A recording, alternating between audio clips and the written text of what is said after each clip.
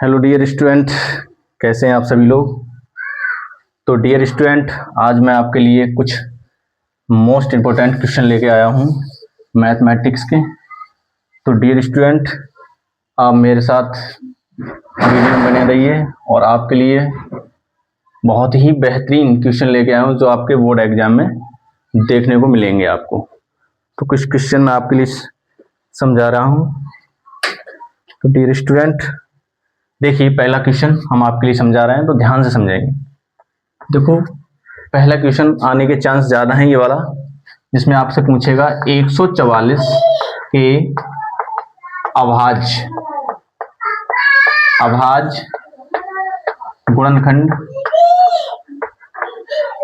गुणनखंड बताइए। तो dear student, आप अच्छे से मेहनत कर ही रहे होंगे। तो डियर स्टूडेंट, आप जानते ही हैं 144 के अभाज्य गुणनखंड हम कैसे करते हैं। तो देखिए, अभी आप इसे क्या करेंगे, इसे हम काटते हैं। तो देखिए डियर स्टूडेंट, लास्ट में 4 संख्या है, सम संख्या है, तो 4 सम संख्या हम तो 4 से ही काटेंगे, ठीक है। डियर स्टूडेंट, तो सम संख्या देखो समी से कटती है, तो हम इसे काटते हैं भाई 2 से। देखो 2 का पहाड़ा 14 तक पढ़ेंगे आप, 2 सत्ते 14, 2 दूनी 4। अब देखिए 2 का पहाड़ा आप 7 तक पढ़ेंगे, 2 तीन 6, 1 पर 2 छंग 12। फिर डी स्ट्रेट काटेंगे, 2 एकम 2, 1 बचा 2 अट्ठे 16। फिर काटेंगे आप 2 ने 18। अब देखो 9 है भाई विषम संख्या, 2 से कटेगी नहीं। तो देखो 3 तिया 9 और 3 एकम 3। अब क्या करना हमको, अभाज्य गुणनखंड हमारी ये आ चुके हैं, लेकिन इनका प्रोसेस क्या होती है लिखने की, देख सकते हैं आप। देखो पहले जितने भी आए आप सब लिख लो, 2 गुणा 2 कितनी बार है, 1 2 3 4 4 बार। तो आपने 4 बार लिख लिए 2। उसके बाद गुणा में कितने हैं भाई, 3 गुणा 3। फिर आप क्या करेंगे, देखो 1 2 3 4, 2 की पावर 4 गुणा 1 2 यानी 3 है 2 बार, तो 3 की पावर 2, और यही आपका आंसर हो जाए। तो डियर स्टूडेंट, सवाल को ध्यान से देख लेना, ये सवाल आने के ज्यादा चांसेस हैं। अगला सवाल मैं आपके लिए बता रहा हूं जो आने के लिए अच्छा है, जो आ सकता है। तो डियर स्टूडेंट देख सकते हैं अगला सवाल कुछ इस प्रकार आ सकता है आपका, 15 18 24। आपसे बोलेगा वो कि आप बताइए 15 18 24 का एलसीएम क्या होगा। तो डियर स्टूडेंट, जैसा कि मैंने आपको एलसीएम बहुत अच्छे से निकालना सिखाया है, और इसे भी आप कर सकते हैं। कितनी ही बार ही कितने भी अंक लिखे हों, और अगर एलसीएम केवल पूछता है तो आप एक ही बार में सवाल काट सकते हैं। जैसे मान लीजिए 15 18 24, और भी होता तो आप और भी काट लेते। तो आपको एक ही बार लिखना है और काटना शुरू करना है। देखो, चाहे तो आप 2 से काटो या 3 से काटो, तुम्हारी इच्छा है। देख सकते हैं, मान लीजिए आप 2 से काट रहे हैं, ठीक है। 2 का पहाड़ा 15 कटेगा नहीं, 15 ऐसे रहने दो। 2 ने होता है 18, और 2 एकम 2, 2 दूनी 4। फिर आपने काटा 2 से, फिर वही बात, 15 नहीं कटेगा, 2 का पहाड़ा नहीं कटेगा, इसमें 2 चंग। इसमें कंडीशन ये होती है, जो कटे हैं वो काट दो, जो बचते जाते हैं छोड़ दो, वो बाद में कटेंगे। डियर स्टूडेंट, फिर कह सकते हैं आप 15 ऐसे छोड़ दो, 9, फिर आ गया आपका 3।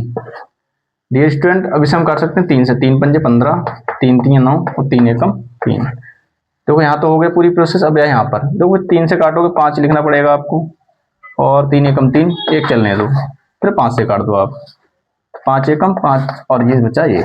तो आपके देख सकते हैं सारे के सारे कट चुके हैं। अब इसका एलसीएम कितना होगा, देखिए एलसीएम कुछ नहीं करना आपको, सब मल्टीप्लाई यानी गुणा कर लेना, बस आंसर आ जाएगा। जैसे 2 गुणा 2 कितनी बार है, 1 2 3, 3 बार 2 2 है। उसके बाद क्या है डियर स्टूडेंट, 1 2 2 बार 3 है, और गुणा 1 बार 5 है। तो डियर स्टूडेंट देख सकते हैं आप, 2 दूनी 4, 4 दूनी 8, 8 तीन 24, 24 तीन 72, 72 गुणा आप 5 से कर दीजिए, 5 दूनी 10, और 5 सत्ते 35 और 36, 360 आपका एलसीएम आ जाएगा।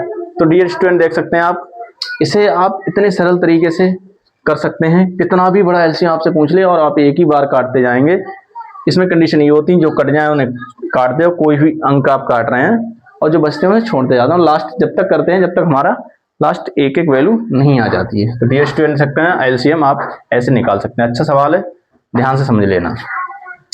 तो डियर स्टूडेंट अगला, ये आपके लिए कुछ मोस्ट इंपोर्टेंट सवाल करा रहा हूँ, इन्हें आप बेसिकली बहुत ही ध्यान से समझेंगे। देखो डियर स्टूडेंट, कभी कभी एक सवाल आ जाता है हमारे पास, वो हमसे कहता है भाई मान लीजिए 0.666 डॉट डॉट लास्ट में को P/Q रूप में लिखिए, रूप में लिखिए। इसके लिए मैं बहुत ही जबरदस्त तरीका लेके आया हूँ डियर स्टूडेंट। तो आपको कुछ नहीं करना है, जो वैल्यू दी हो समझ लेना ध्यान से, कुछ भी हो, फिलहाल तो ये आना नहीं आता है, तो आप जो दे रखा हो उसे x मानो, ठीक है। आप किसके बराबर मानोगे, x के, समझ लेना ध्यान से, बहुत ही सरल तरीका बता रहा हूँ आपको। डॉट डॉट डॉट, फिर आपको क्या करना है, दोनों पक्षों में 10 से गुणा करनी है, दोनों पक्षों में 10 से गुणा करनी है दोनों पक्षों में। थोड़ी देर के इसलिए समीकरण नंबर 1 मान लो, ये आगे हमें काम देगी। फिर क्या करना है, आपको गुणा करनी है। देखो डियर स्टूडेंट, यहाँ हो जाएगा 10x, जब आप 10 से गुणा करोगे ये पॉइंट यहाँ पर आ जाएगा, 6.66 डॉट डॉट जितने भी चलते रहेंगे, ठीक है। अब इसे मानोगे आप 2, समीकरण 2। बहुत ही सरल तरीका है सवाल करने का। अब हमें करना क्या है, समीकरण 2 माइनस समीकरण 1।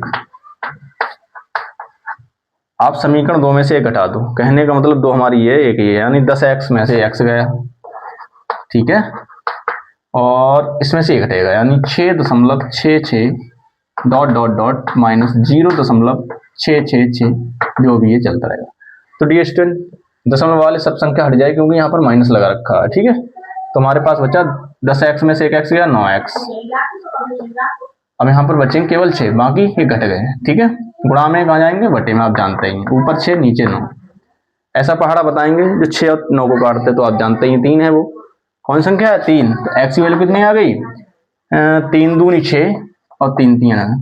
तो ये देख सकते हैं आप, P/Q रूप में आपने लिख दिया, और यही आपका आंसर हो जाएगा। तो डियर स्टूडेंट ध्यान से, मैं अभी बोल रहा हूँ, ये सवाल ऐसे हैं, बहुत ही अच्छे सवाल जो मोस्टली बोर्ड में देखने को आपको मिल सकते हैं। तो इन पे बहुत ही अच्छे से फोकस देखना और ध्यान से इनको करना है आपको, ठीक है डियर स्टूडेंट। इसके बाद आगे चलते हैं, अगला सवाल आपको समझाते हैं। आज मैं आपके लिए मोस्टली बहुत अच्छे अच्छे सवाल लेके आया हूँ जो आपके परीक्षा में देखने को आपको मिलेंगे। तो डियर स्टूडेंट, अगला सवाल बहुत ही सरल सवाल कह सकते हैं आप। जैसे मान लीजिए बहुपद दे रखा हो आपको,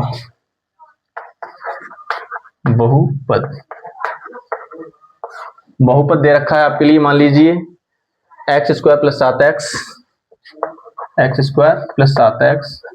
+ 10, और आपसे कहेगा बहुपद के शून्य ज्ञात कीजिए,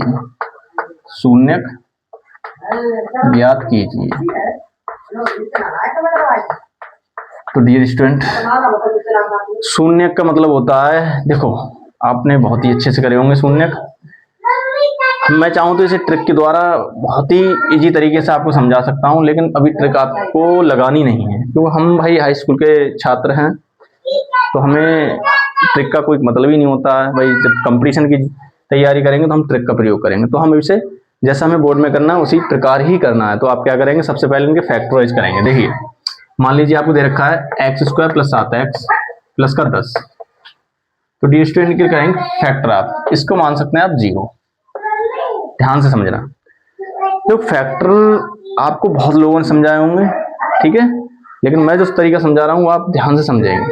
तो डियर स्टूडेंट, कभी भी लास्ट में और शुरू में आपको ये देखना लास्ट और शुरू में कितना अंक है, दोनों की गुणा करनी है। ध्यान से समझें, उनकी गुणा करके आपको तोड़ के लाना होता है बीच का, जितना भी हो। ये होता है इनका सरल तरीका। और यहाँ पर जो चिन्ह होता है वो हमको बताता है कि हमें कैसे लाना है, जोड़ के लाना है, घटा के लाना है। तो यहाँ पर अगर प्लस है तो आप समझो ये हमें 7 मतलब जोड़ के लाना है, अगर यहाँ माइनस होता तो हमको घटा के लाना है। तो 10 यहाँ पर तो कोई संख्या है नहीं, तो 10 एकम 10 बोलोगे आप, तो 10 को ऐसा तोड़ोगे कि हमारे पास 7 आ जाए भाई। तो ऐसा कोई पहाड़ा बताइए जो गुणा करके 10 हो जाए और जोड़कर हमारे 7 हो जाए। तो डियर स्टूडेंट आप जानते ही हैं 5 दूनी 10 या 2 पंजे 10, कुछ भी लिख सकते हैं आप। और मैंने जोड़ूंगा 2 + 5 बराबर 10, तो 10 बराबर 10। कहने का मतलब मैं 2 गुणा 5 यानी 2 + 5 में तोड़ सकता हूँ। तो देखिए डियर स्टूडेंट करने का तो एक्स स्क्वायर प्लस ब्रैकेट में 2 + 5 बचा x लिख लिया प्लस का 10 बराबर 0। तो डियर स्टूडेंट ये x और चिन्ह अंदर जाता है, याद रखें। 2x प्लस का 5x और प्लस का 10 बराबर 0। अगली कंडीशन क्या होती है, हमें इनमें कॉमन लेने पड़ते हैं। देखिए दो दो भागों में डिवाइड कर देते हैं, फिर इसमें ये देखते हैं भाई ऐसी कौन सी संख्या या x जो भी है कॉमन आ सकता है। तो देखो संख्या तो आ नहीं सकती, यहाँ पर 2 हैं, यहाँ 2 हैं, यहाँ नहीं है, तो x यहाँ पर, यहाँ x स्क्वायर, तो केवल आप ये x उठा सकते हैं यहाँ से। तो आपने x बाहर निकाल लिया, तो एक x यहाँ से गया, यहाँ बचा 2, यहाँ से चला गया, यहाँ 2 बचा है भाई। यहाँ पर x आ नहीं सकता, यहाँ x है नहीं। 5 ले सकते हैं क्योंकि 5 दूनी 10 होता है, ठीक है, तो 5 ले सकते हैं आप। तो x बचा 5 दूनी 10 = 0। तो डियर स्टूडेंट देखो अगर हमारी जो ब्रैकेट होती है ये वाली अगर सही आ रही है तो इसका मतलब हम सही कर रहे हैं। अगर ये हमारी गलत हो जाती है समझो हमारा सवाल गलत हो गया।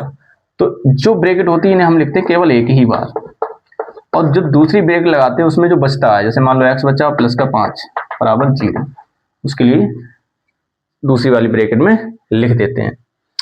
अब करते हैं क्या आगे, देखो 2 ब्रैकेट है, पहले हम इसको शून्य रखेंगे फिर इसको शून्य रखेंगे। ये बहुत ही सरल तरीका बता रहा हूं मैं आपको। तो प्लस का तो उधर पहुंचेगा माइनस का आ जाएगा भाई। एक तो आपका शून्य का आ गया x बराबर -2।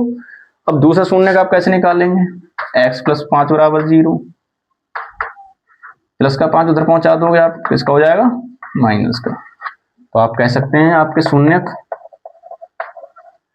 एक तो हो गया -2 और कॉमा हो गया -5, और यही आपका आंसर हो जाएगा।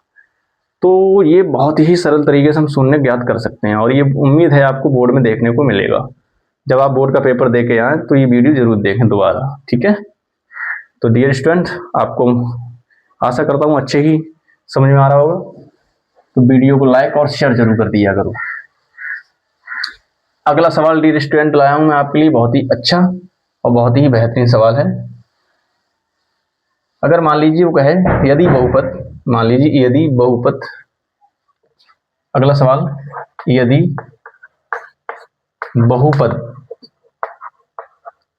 दे रखा हो आपको p², मेरे पास सवाल है, मान लो p-1 दे रखा है, p-1 बाहर है x², ठीक है, p-1 बाहर x² प्लस px प्लस का है px, और आपके बाद भाई px के बाद है हमारे पास माइनस का या प्लस का 1, जो भी है px के बाद माइनस का 1 है। अब हमसे ये कहे यदि इसका एक शून्य -3 हो, यदि बहुपद इतना है, एक मूल कह सकता है, जैसे एक मूल -3 हो, तो आपसे कहेगा तो दूसरा मूल कितना होगा, दूसरा मूल। ऐसे सवाल करने के लिए बहुत ही अच्छा सरल तरीका होता है जो मैं आपको बताने वाला हूं। तो ऐसे सवाल हम क्या करते हैं, देखिए जो शून्य होता है, ध्यान समझना, एक मूल -3 कहने का मतलब हमें जो x की वैल्यू है तो उसको हम -3 पुट कर देंगे, ठीक है। देखिए इसका सॉल्व आप करेंगे, पहले आप समीकरण उतारिए,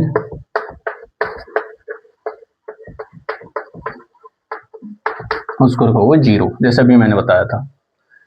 पहला शून्य को उसने -3 है, तो आप x की वैल्यू -3 रख दो, p की वैल्यू आपको मिल जाएगी, ठीक है, x बराबर -3 रखने पर।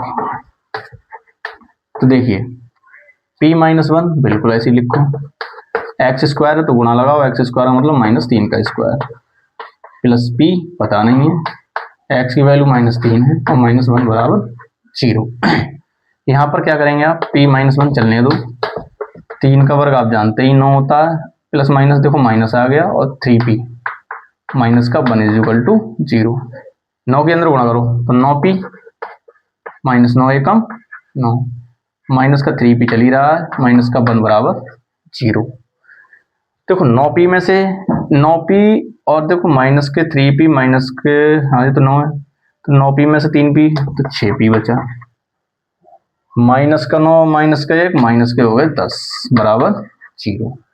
दोबारा समझो, देखो अंदर गुणा करी, ठीक है, ये आ गया। अब 9p में से 3p मैंने घटा दिया तो आपके पास हो जाए 6p, माइनस का 9 और माइनस का 1 माइनस के हो गए 10, ठीक है। अब माइनस के 10 उधर ले जाओगे आप तो आपके हो जाएंगे प्लस के 10, गुणा में कहाँ जाएंगे भाई, बटे में, तो ऊपर 10 नीचे 6। आप जानते ही हैं p इज इक्वल टू, ऐसी संख्या बताओ जो 10 और 6 को काटते, तो आप जानते हैं 2 का पहाड़ा पड़ेंगे, 2 पंजे 10 और 2 तीन 6, तो p की वैल्यू कितनी आ गई, 5/3। दूसरा शून्य कह सकते हैं, या फिर वो कह सकता है कि p का मान बताइए, एक शून्य दे के p का मान बताइए, तब भी यही आंसर आपका आएगा। तो डियर स्टूडेंट देख सकते हैं बहुत ही सरल तरीके से आप कर पाएंगे अपने बोर्ड एग्जाम में। आगे चलते हैं डियर स्टूडेंट, ये क्लास समझो यूपी बोर्ड के माध्यम से ही मैंने बनाई है, जो आपको पेपर में देखने को मिल सकते हैं कुछ सवाल।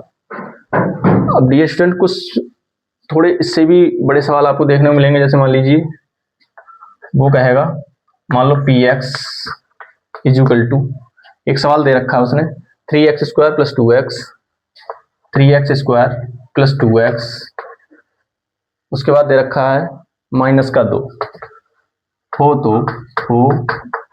हमसे कह रहा है p3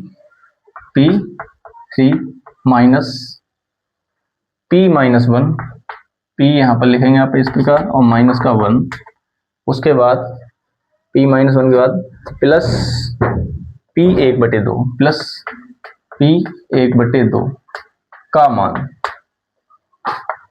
मान बताओ, ये हमसे कह सकता है। तो ये सवाल है तो बहुत इजी, लेकिन बच्चे से बहुत हार्ड मानते हैं, तो आपको कुछ नहीं करना है, वही कंडीशन है, p3 है यहाँ पर, यहाँ px है, तो x की वैल्यू 3, ध्यान समझे, px p3, तो p की यानी p3 निकालेंगे सबसे पहले, p3 कहने मतलब x यहाँ पे 3 लिख रहा है, बस बात खत्म। 3 यहाँ है, x स्क्वायर का मतलब 3 का स्क्वायर, प्लस 2x यानी कि x हटेगा 3 आएगा, माइनस का 2, तो p3 इज इक्वल टू 3 गुणा 3 का वर्ग 9 प्लस 3 दूनी 6 minus 2, p3 is equal to 3 नेम 27 प्लस 4, 6 में से भाई 2 गया तो 4 बचा, तो p3 की वैल्यू आपकी होगी भाई 27 और 4 होता है 31। बिल्कुल p3 जैसे मैंने निकाला ऐसे ही आप p1 निकाल रहे हैं, बाद में देखते हैं क्या होता है p माइनस 1, अगली वैल्यू निकालेंगे हम p माइनस 1, तो हमें कुछ नहीं करना है, जहाँ x दिखाई दे रही है हमें 3 ऐसे लिखा है, x स्क्वायर मतलब माइनस का 1 का स्क्वायर प्लस का 2x वैल्यू x या माइनस 1 आ गया, माइनस का 2 तो माइनस का 2, बस सॉल्व करो आंसर।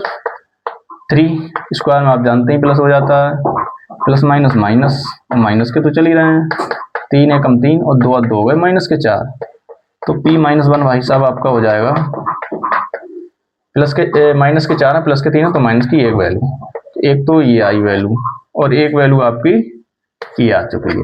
अब क्या पूछ रहा है हमसे, p हाफ यानी p 1/2, चलो मैं इसे मिटा देता हूँ, आप ध्यान से समझे। अब हमें निकालना p 1/2, ध्यान रखना है हमको, p3 की वैल्यू 31 आई है, p3 की वैल्यू हमारी आई है 31, ठीक है।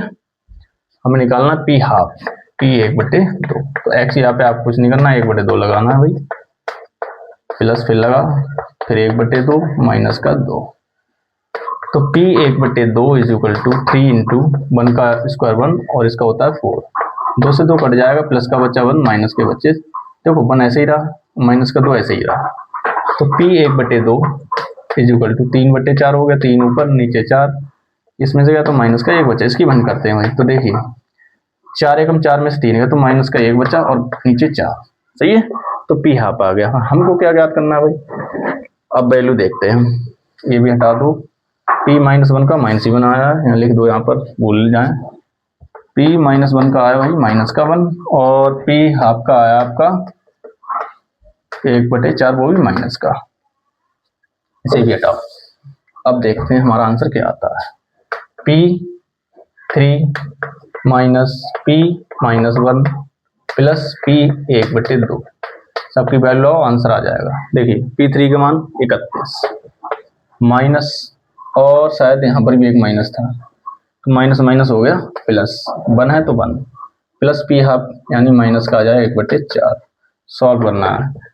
31 और 1 32 माइनस 1/4 गुणा करते हैं भाई।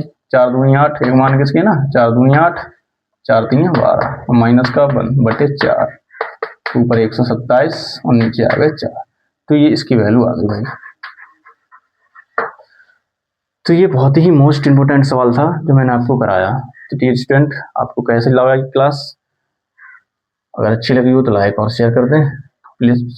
देख सकते हैं आप, बहुत ही अच्छी क्लास आज की हमारी, जो हमें मोस्ट इम्पोर्टेंट सवाल लेके आए थे।